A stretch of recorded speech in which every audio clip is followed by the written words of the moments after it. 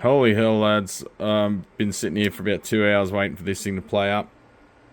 I've got the protection board lifted up. And I'm scoping the base of the relay driver transistor. You can see there the relay triggers when it hits about 2 graticoules. Wait for it.